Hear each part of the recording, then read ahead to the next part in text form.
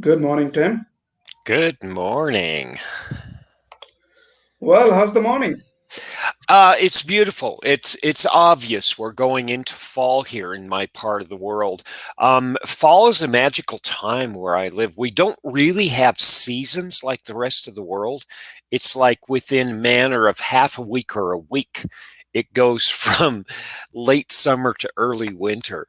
And so I'm dressed for winter right now, and then it's going to switch very early over into shorts and t-shirts here later.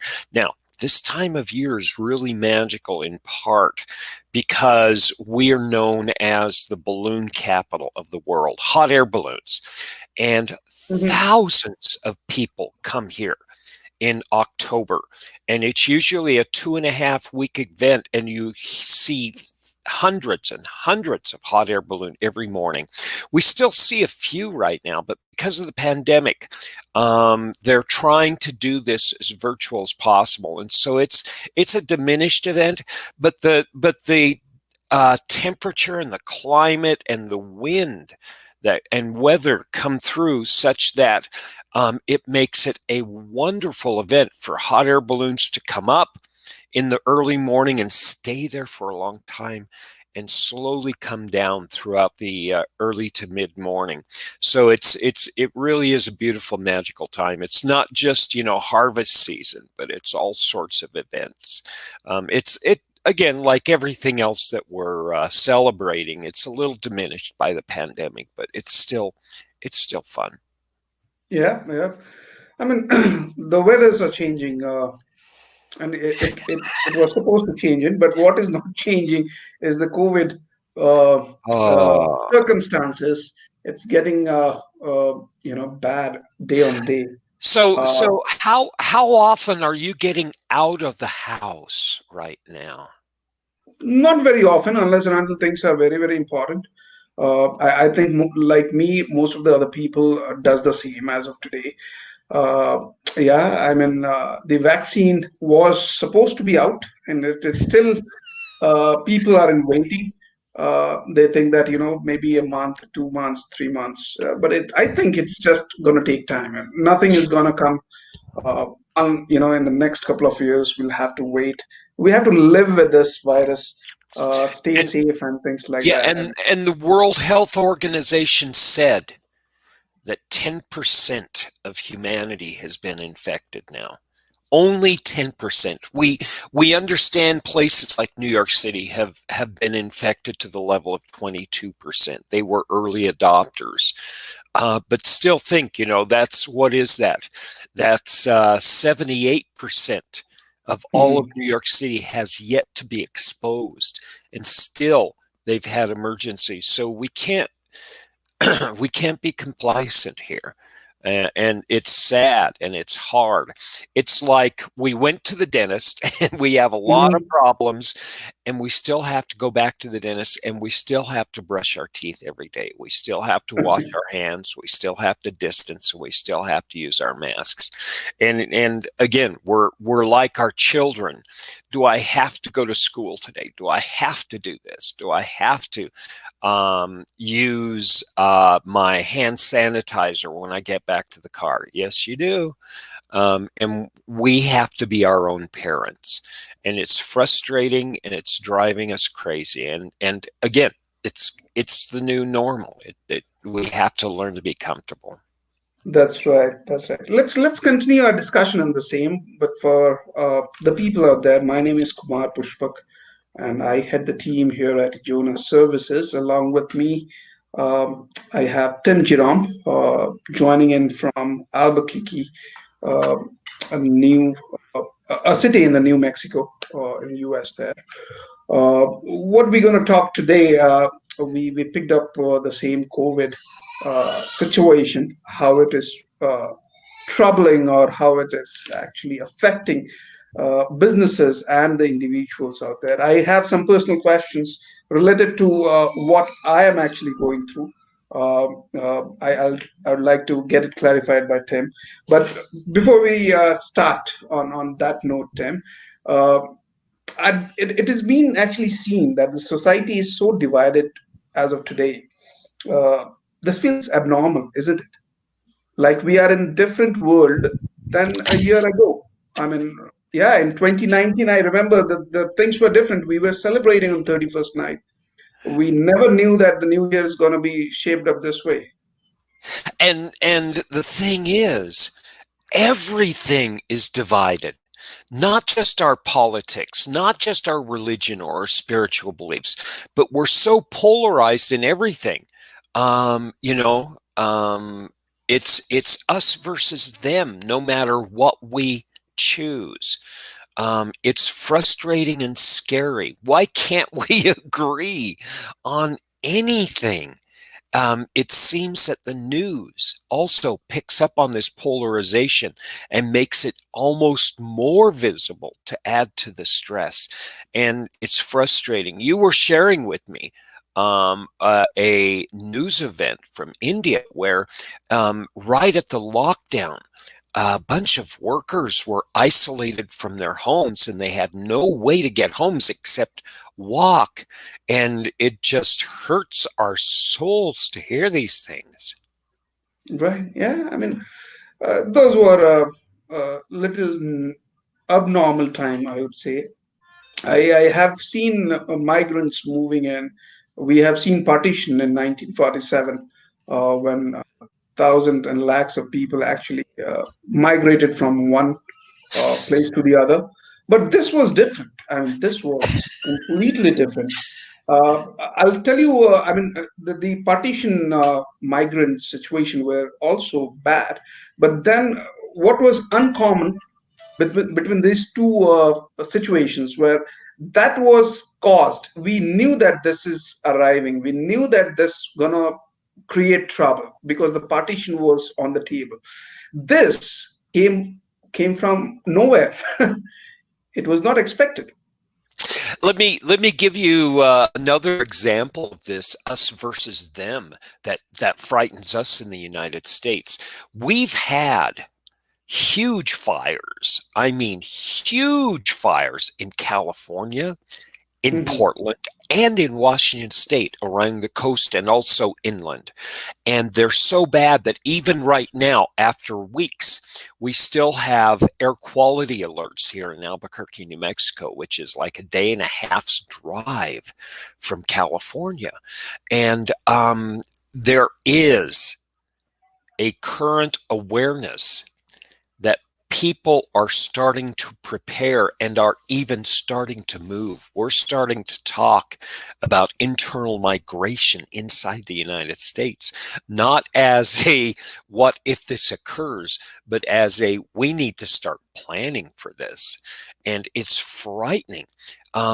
We've never had this. And again, it creates this polarization of here we are in quiet, controlled, very isolated New Mexico. And we know California from time to time migrates out to New Mexico to get away from, the politics and get away from the byproducts of big business and commerce and that kind of thing.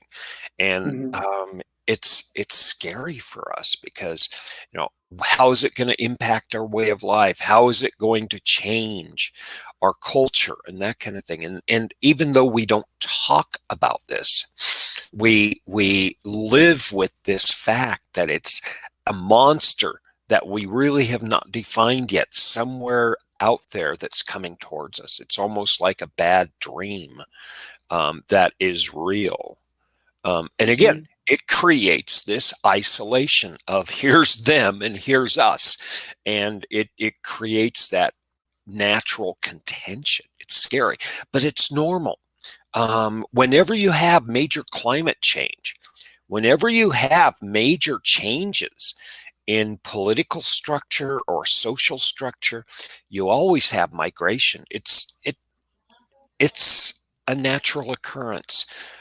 It's just a part of being human. We took over the planet because we migrate.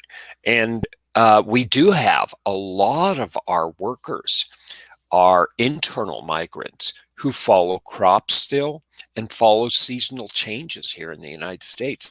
And with COVID, there's local discussions all the time that say, how are we going to handle this and protect these people who are vital to part of feeding all of these Americans who are across the entire country.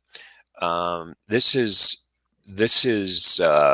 like you said, this is normal, but it's a new normal because we have this overlapping thing that says we distance, we keep our hands clean, and we wear masks. It, I'll tell you, in India, specific, Tim, one fear which is doing rounds uh, these days because of the because of the unemployment, people losing jobs, the earning capability and capacity both has been impacted. We are a little bit scared that there would be a imbalance with the society within this society. I mean, you know, people will start, the robbery, the unsocial elements will same thing in states there, or is it little different? I mean, how is it in back in state? so I'm not going to go back to what the United States was founded on in the structure, but obviously, economically, the United States is set up such that we're always going to have poor and we're always going to have wealthy. Every society has this. You have a few people on top who accumulate wealth, and you have a lot of poor people. And the United States said, you know what? There's somebody in the middle called the middle class. And the whole society of the United States has been, how can we grow the middle class? Because if you grow the middle class, all of a sudden you get more wealth because they're the ones creating the work, which generates the new money.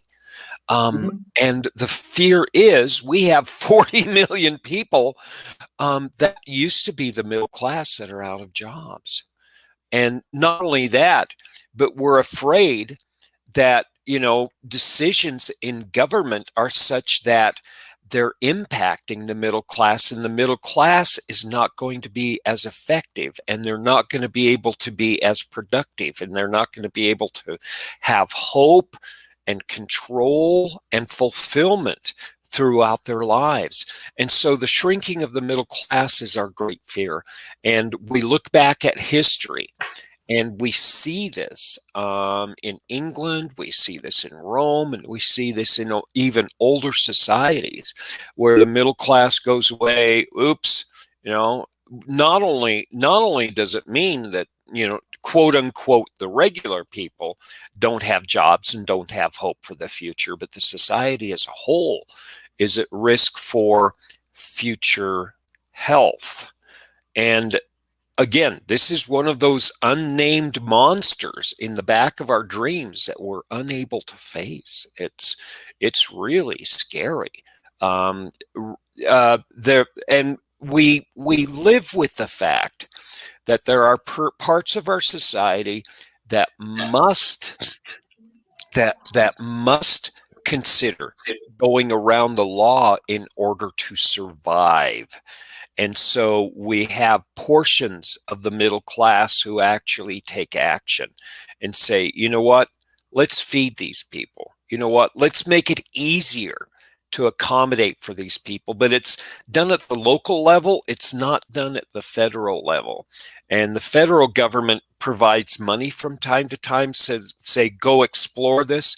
But it really is up to the mayors of the cities and the governors of the states to make these things happen. So it's hit or miss. And in some areas of the country, we have a lot of hope because we've done it this way for hundreds of years and it seems to work. And in other parts of the country, we're so ill prepared because our leadership is saying this will all be over in a couple months. Don't worry, we'll have our vaccine here before the end of the year. And they're actually playing to, the fears of the people instead of actually being truthful and stepping up and saying, let's work on this together. It's misunderstanding of both the leadership as well as the communication needs of the group. Yeah, it's we're just a little ahead of India right now. That's the only difference. But tell me this again. This is definitely not normal. What do you? Is it normal to ignore the poor people, especially the ones who cannot protect themselves? Is it normal for some of us to take more than we deserve? I mean, we're talking about the two parts of the society out there. What do you think? Okay, so I'm going to go all science on you on this, okay? And then we're going to talk about whether it's right, because normal and right are different, okay? First of all, it's normal. There's a really weird science fact that says I can only track about 120 people in my brain. It's called Mhm. Dunbar's number. And that's us. That's my tribe and that's my village. Okay, these are the people I identify with my group. They're somewhat like me and they're great, right? They're good people. They won't do any wrong. And if they do wrong, I'll know about it and I'll know how to respond. Everybody else in the world is them. Let me give you an Mhm. example. The man who picks up my trash is them. Okay. I'm teaching a class in the morning. He comes by, makes a loud noise. I say, that garbage collector is horrible. They're ruining my day. And they're them. But I noticed that um, maybe a broken toy falls out of the garbage truck and he picks it up and he looks at it and smiles, right? All of a Mhm. sudden, he becomes one of my Dunbars. He becomes one of those 120 because I'm able to connect to him. All of a sudden, he's one of my tribe. And so we struggle with this all the time. And the poor is one of them. And Mhm. the rich is also one of them until we connect with them personally. And again, we can only do this with about 120 people. We're wired for small communities, yet we live in huge, super complex societies. So we're struggling with this balance between us and them. And now, that's what the science and that's what the nature of humans are. But we know what's wrong and right. Okay, we know it without people telling us. We have this moral compass. Some of us, a very few people, are Mhm. physiologically broken and their brains don't work like the rest of us. And we know that they're psychopaths and they're sociopaths, right? And they don't work like that. But that's the extreme, and there's so few of those. But for the most part, we have this understanding, and we have to make bad decisions sometimes and say, you're not one of my tribe. You know, you are the poor. I'm sorry, but I can't take care of you. And it makes us feel bad. And when we have these huge migrations of people, we understand we can't do anything about this.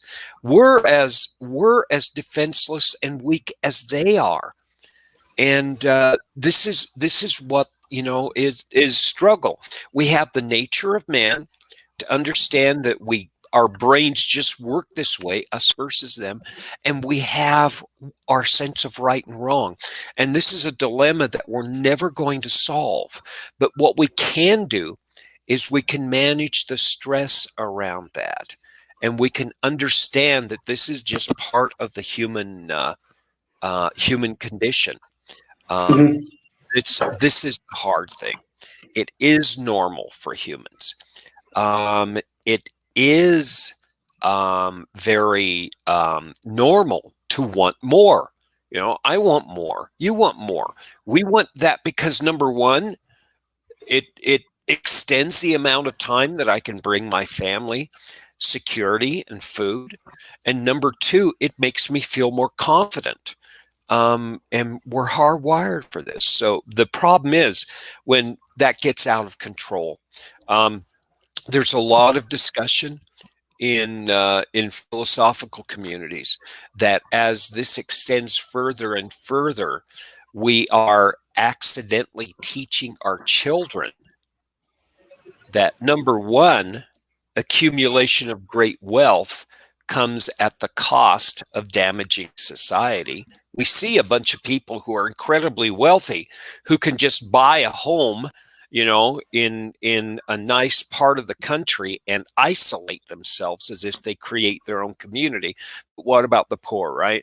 And we're teaching our children that that's not right, and so our children are going to actually become more comfortable with living with less and finding other ways to fulfill themselves besides accumulating wealth.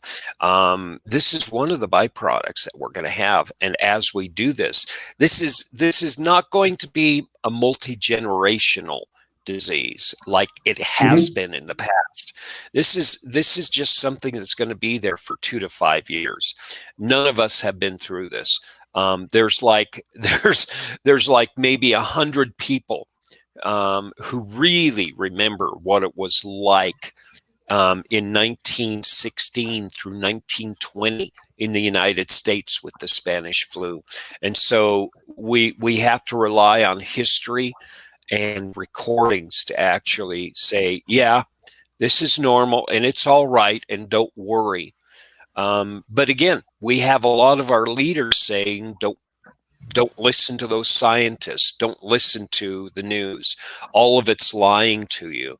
And it's a very big frustration for those of us who study history and philosophy to Hmm. say the knowledge of this that would make us feel more comfortable is there.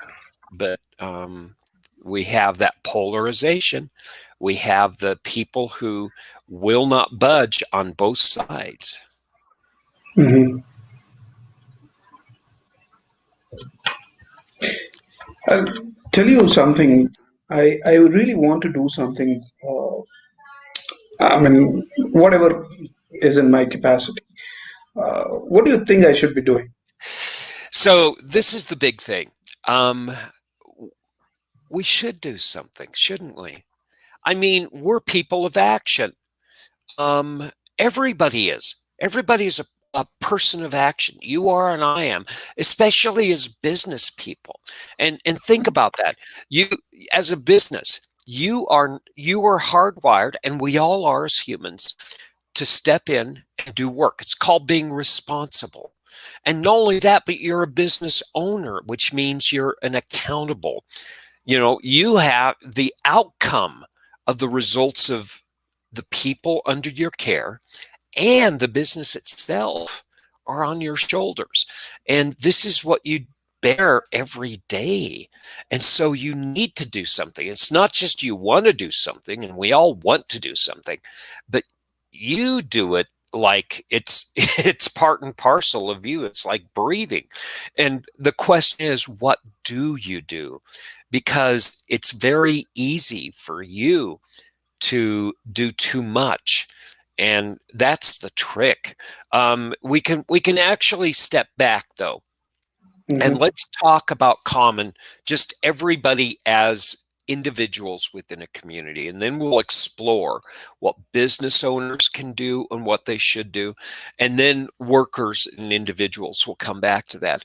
There are common steps that everybody needs to do. I was talking earlier in this show about the hidden things in the back of our bad dreams, right? And Hmm. we talked about managing fear, right? One of the fears is them. Hmm. Now, if you can put a name to them, and if you can talk about them, all of a sudden them does not become a them. They become one of your Dunbars, right? They become one of the inclusive 120. You cannot reach out and impact them. You can impact a person. Everybody knows this. It works. it works to the benefit and detriment of society. Every leader knows that you win society by individual hearts and minds. You win society by speaking to an individual. And that's what we need to do. We need to talk as individual to individual. Now, this gets scary because we don't just talk with our friends. We talk with the people who think differently than us. In the United States, we need to talk as Republicans to Democrats.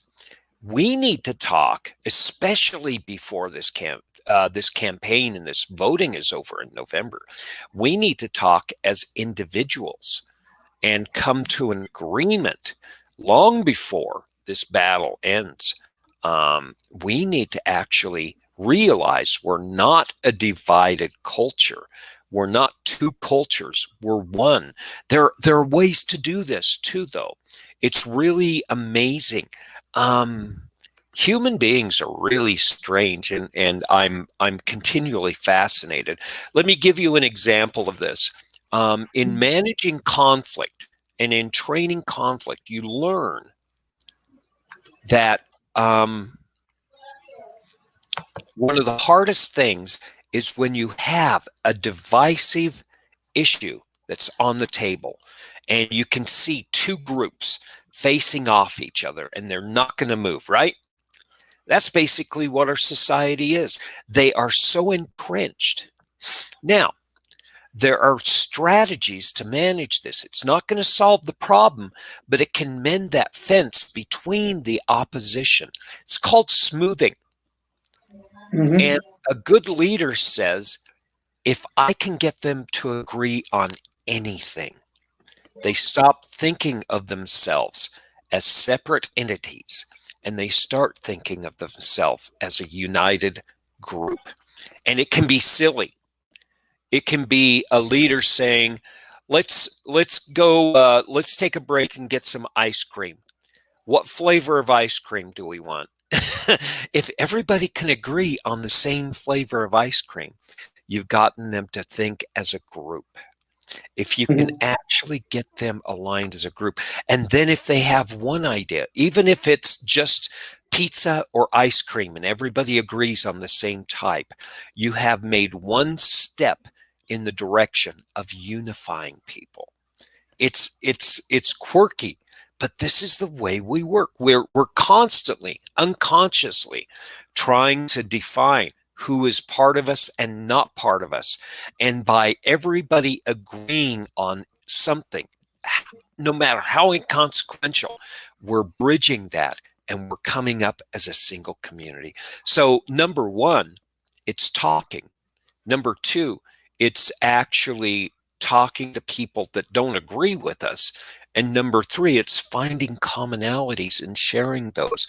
Now, talking with people who don't agree with us is scary because a lot of times when they don't agree with us, we put in our minds that person is crazy. My way is the only way. And again, it's natural for us to do this. It's our nature. We have to realize that we have to go in their territory.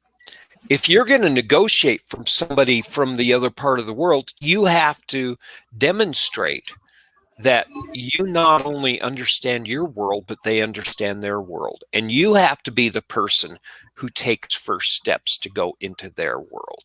And so we have to embrace this, not just understand it, but embrace it. We have to understand other cultures and respect them. We have to understand other religions and respect them. We have to understand other political states of mind and other things that fracture us into multiple groups. We have to understand and embrace them. And as individuals, we do this. And if we can do it with one person, then we can do it with another and another and another. And all of a sudden, we're not one group.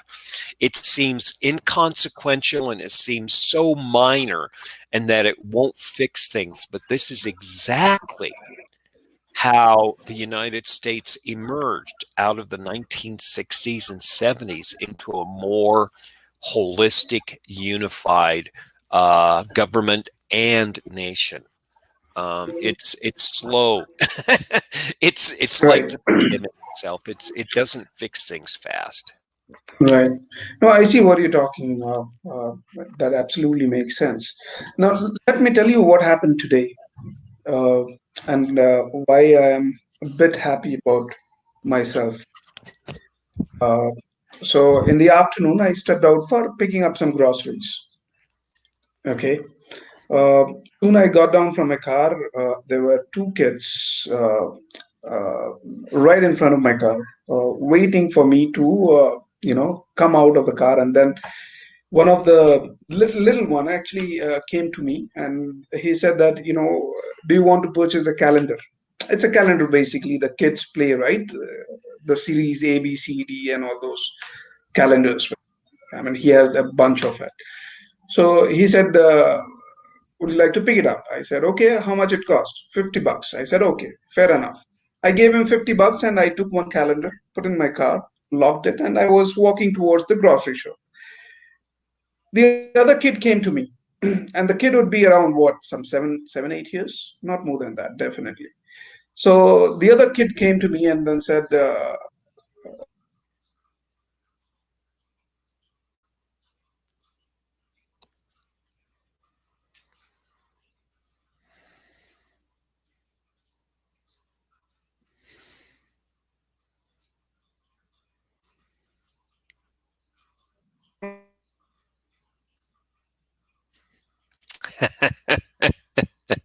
We lost you, Kumar. We're just waiting for you to reconnect. This is a great story, by the way. It's a little different in the United States. We're a little more isolated, but yeah, in the major cities we have the same thing.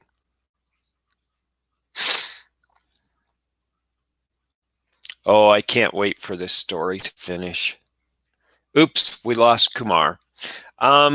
Before Kumar comes back, I just want to reiterate that we seem powerless as individuals, but yeah, we're a little more powerful than we think.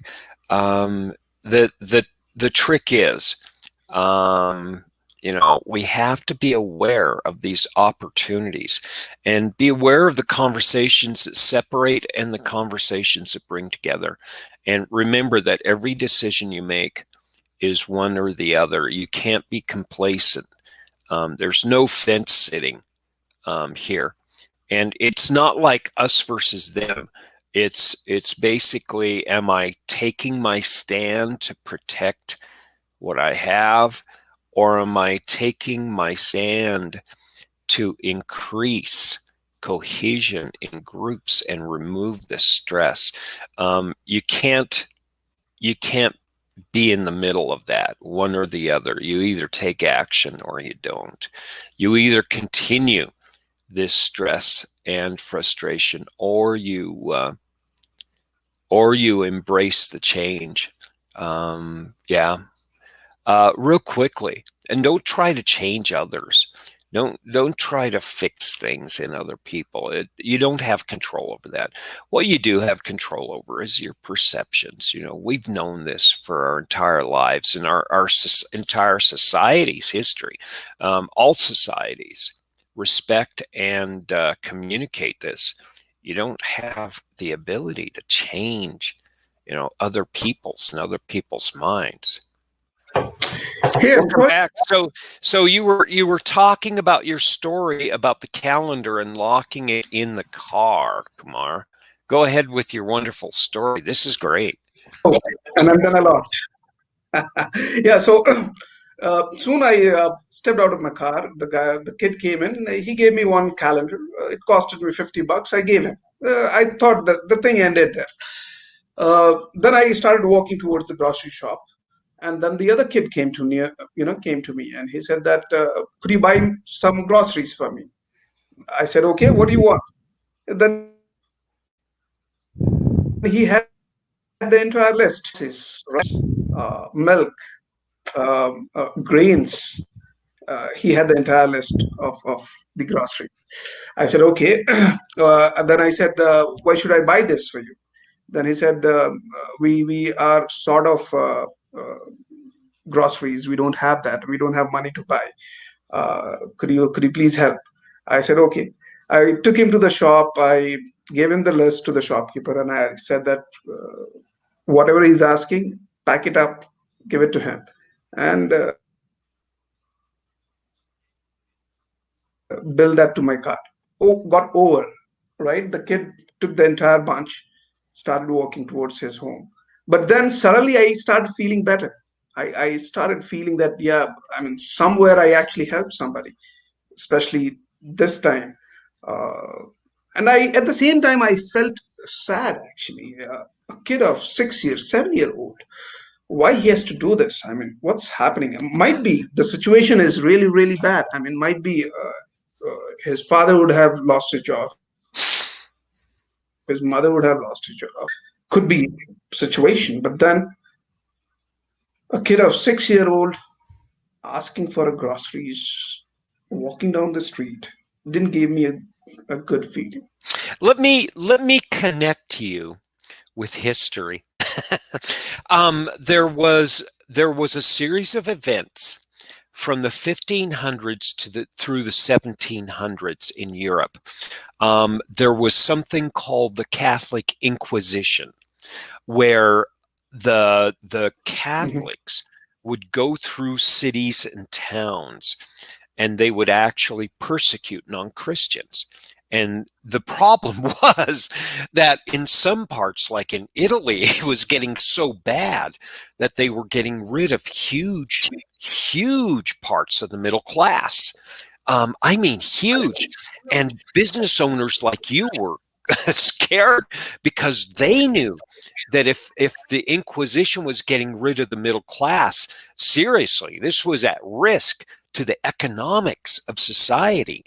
And the Catholic Church was saying, I'm getting more money and land because I'm taking over the people that were killing. And the business owners were saying, there's nobody who's going to buy our goods, right? And so there was a small movement, and it lasted for about 150 to 200 years, where business owners like you would get together. And Mhm. in Italy, they called them, um, they would put coal black on their faces so they wouldn't be recognized at night. And they'd give money to the families. And they did that as a community of businesses to keep these communities wholesome for the time that the Inquisition would run through the city.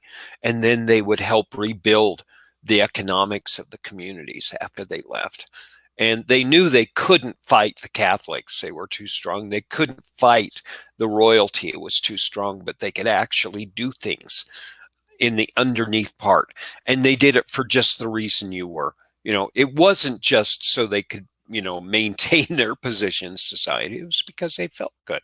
And they felt like they had a little bit of control over the destiny. And this is something that is part of that conversation.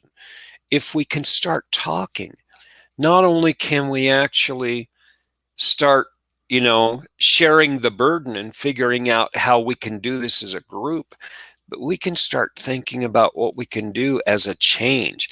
This is not new, Kumar. What we're experiencing in this extended of economic impact is nothing new. It's just a part of life, and we played this out on stage for centuries, and we're going to continue. And people like you, who are the business owners, are going to make sure that there's stability so that business does not fall apart, at least at the local level. And we'll see what the national level plays out for the next few centuries too. This is what people do. We'll do it. We'll be smart. It makes us feel good as individuals and as business owners and communities. It also makes us feel good. We'll take care of our own. Now, the problem is us versus them. And I was saying this when you cut out. there's no middle ground. You either continue to be where you are right now with these unnamed fears, or you start having these conversations. You start understanding this us versus them, and you embrace the fact that bridging that divide between us and them and turning it into just one us is something that doesn't happen out there. It doesn't happen in the capitals. It doesn't happen with the leaders. It happens right here in my own personal Mhm. heart and mind by taking these small actions that you're doing, or small steps, by looking at other people like your peers and your fellow travelers. Those are bigger steps. And to the extent that we can, we all must participate in this. We don't change other people's minds. We can only change our own perceptions, and that's easy to do. That's that by talking, we can do this. We can see others' points of view. Right, right. What advice you have, Tim, for the average middle class people, the worker? Talk, connect, do things that you don't normally do. For if you really feel passionate about this, that's good. Gauge your level of emotional attachment to it. Okay, and this is important. Um, if this by talking to other people, you're going to find out how engaged you are. How often do I talk to other people about this topic? Is this topic something I wake up with in the morning and go? It might be part of your purpose. It might be why you're here. And if it is, good, because you're going to be able to do things that other people don't. You're going to care more about it, and you're going to be more engaged. And maybe you're going to be leading some of this work. And you have to realize if you're not talking about it all the time, you just want to do it, you're probably not going to follow through on it. Gauge your purpose, gauge your Mhm. interest and engagement in it, and that's a big step, because it gives you a reason to be here. And if you have a reason to be here, it gives you a direction, and it actually, that purpose connects you to your stomach. It connects you to your moral compass and your sense of wrong and right too. And once you're connected there, that aligns your moral compass with your heart. And all of a sudden, you have the energy and the engagement to see some of these harder actions, like going down to a distribution center that gives food to the poor, like being part of planning to make sure that we have equipment over here that a hospital doesn't need today. It needs to be over there where a hospital needs it. And one of my friends at the local project management chapter actually found that need because he cared so much about this. He said, let me get 3 or 4 of my buddies who are good, and they're retired from the military, but they did this all the time in logistics, and let's help the local hospitals. And they got it together. And that's one of the reasons why in my city we don't have problem with that. It's a shared burden between all of the hospitals and all the healthcare providers, but they work together as a community because somebody, stepped in, somebody understood, this is my passion, this is my purpose, and it solved their problem as an individual, and it solved the community problem. And this is what we do. And at the end of the day, if you're solving your problems, great. But if you're solving community problems, you have something to be proud of. And they're there. They're all over the place. There are problems waiting to be solved, and some of them are so complex we're ignoring them. And don't think small. Think big, like my friend did. It's amazing what you can do, and it's amazing if you talk to people and find needs. We hear this every day, right? And that's part of the news. The movie stars have money and they just throw it away, and they say it, but they throw away money at the problems that they know are there. They can't throw money away. Now, we can't throw money away, but we can throw Right. effort, we can throw interest, and we can throw communication away. And that's, instead of having lots of money, that's what we can actually do. Now, it is stepping in, which is scary. You're taking charge, and a lot of us don't do this. Brene Brown, who's a motivational speaker, talks about this, and she says it's like stepping into an arena like a gladiator, right? Stepping into the arena and taking a risk. And yeah, that's what stepping up is all about. Taking charge, taking ownership. You know, you're accountable now. The outcome is on your shoulders. But this is what we're made for as humans. You and I do this as a normal thing, and it's hard to do this if that's not part of your nature. But the thing is, it's part of all human natures that we just don't exercise this. We're complacent, and these times don't require complacency. These times don't require popcorn and couches. Right. Now, what is also important, Tim, I feel more than money, you need to have a willpower to help somebody. I mean, money is just a byproduct. If you have the will, if you have the desire, I think money and all other resources can just fall in place. And this is what we need to talk about. And I would suggest, Kumar, that you and I discuss this. I call it a sense of purpose. Why am I put here? Willpower is the energy. It's the energy behind your action. Willpower says, I can only walk for 20 miles in a day, but if 25 miles will get me home, I'll do it. And that's what you call willpower, and that's what I call purpose. It's going above and beyond what we're capable of doing or what we think we're capable. And there's actually neurotransmitters in our brain that reward us for going above and beyond what we normally do. And so we get physical and physiological rewards for actually doing more than we think is possible. And it's been part of the species. It's been part of our hard wiring for hundreds of thousands of years. This is what has allowed us to take over the planet. It's not just willpower and purpose, but like I said, it's also emotional and intellectual, because it's connecting our sense of purpose, which is wrong or right, that's our stomach, with our emotional Mhm. capability, which is our decision making, and the emotion is actually the engagement with the issue. And it's that compassion, it's that passion we have. It's the general standing up and saying, we will win. And it's how people know and have confidence and are able to step up against things that they don't know they can do.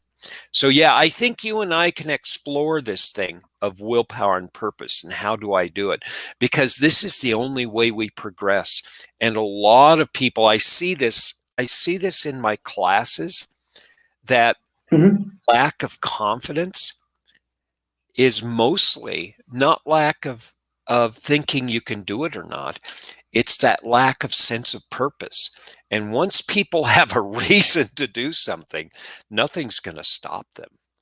And as a business owner, we can actually talk about this too. And I'll make a note of this, because if you can actually connect the work that you have inside your company to a sense of purpose for your workers, guess what you do? Right. That's called motivation, right? And if you have a unified sense of purpose, as a group, you can do so much more than you can as a single individual. Yeah, we need to explore this more. Your sense of willpower is spot on. How do I do more than I can? How can I do even when I doubt? Even in the darkest part of the night, how do I continue? How do I do 25 miles when I think I can only do 20?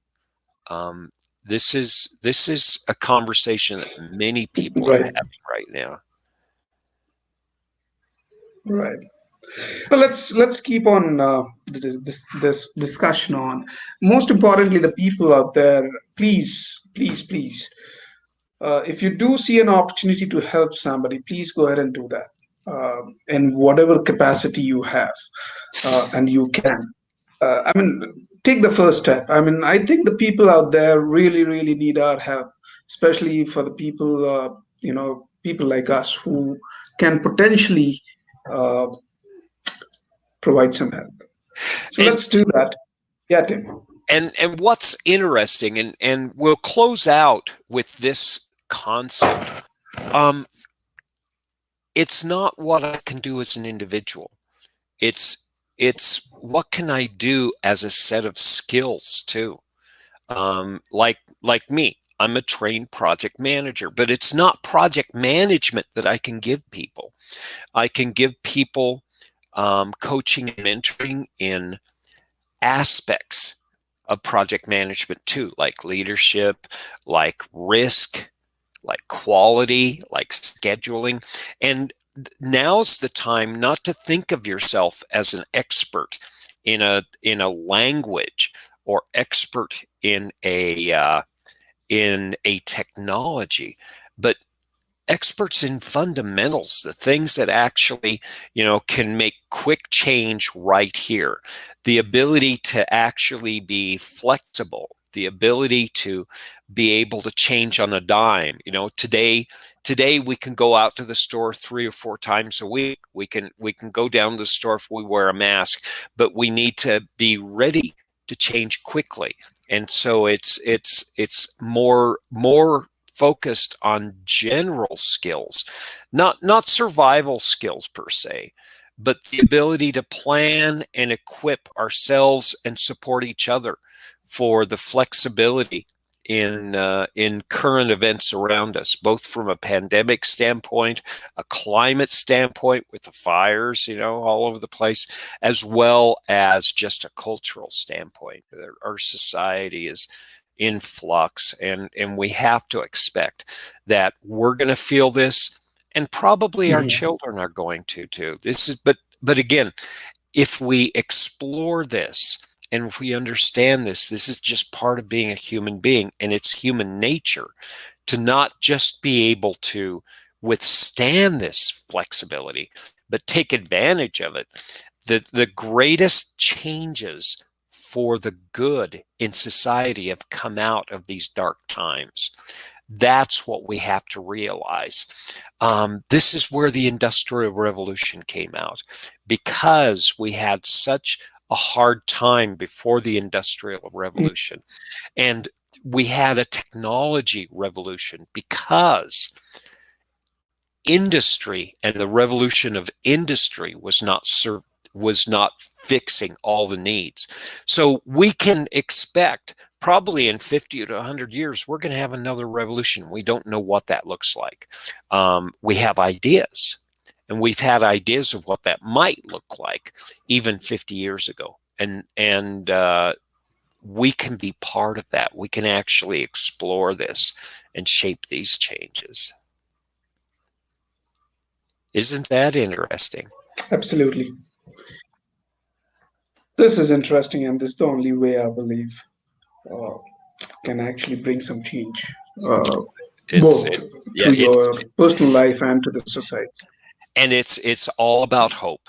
It's turning these bad dreams that have unnamed fears, naming them, and working together to to number one, overcome them and take advantage of them, so that we can take the next step in progress, not just as individuals or communities, but an entire species. This is how we're going to get to Mars. It's not Yep, through yep. it's not through launching a convertible on a rocket, but it's going to be out of necessity. Necessity is the mother of invention, and that's how we're going to do this. Right. Absolutely. All right. With this, let's end in today's session. I think this message is loud and clear, Tim. It's a time that human should help human, and that's the only way out. This pandemic can be taken care. Uh, yeah. Apart from this, people out there, if you have any questions, if you have anything to discuss, any issues to discuss, Tim is always here with us. Yeah, Give and an expert please, advice. Please drop in your yeah. Go ahead and add it. Yeah. and please, again, we're going to be talking more on these topics, and especially on purpose, and how do I find my purpose, and how do I use my purpose to move forward and be part of the transition. But at the same time, you have specific needs, and we enjoy hearing from you. So please use the Ijona Academy website. Use contact us through our communications, and let's have this conversation more open. This is just Kumar and Tim who are talking, and we'd really want to hear your ideas too, because this allows us to learn and expand our lives as well as yours. But yeah, this is where we have no end to what we can talk about, but you have ideas too, and we'd love to explore them with you. Perfect. Then let's continue our discussion. We'll come in back next week, same time. Same time. We'll pick up some other topic. Till then, wish you a happy day and a helping day. Whosoever you can help, go ahead and help. All right, people. Thanks for joining in, and I look forward to see you again on next Tuesday, same time. Thanks, Tim, for the discussion. Thank you, and thanks everyone out there. Looking forward to further discussions. Have a great day. Thank you. You too. Take care.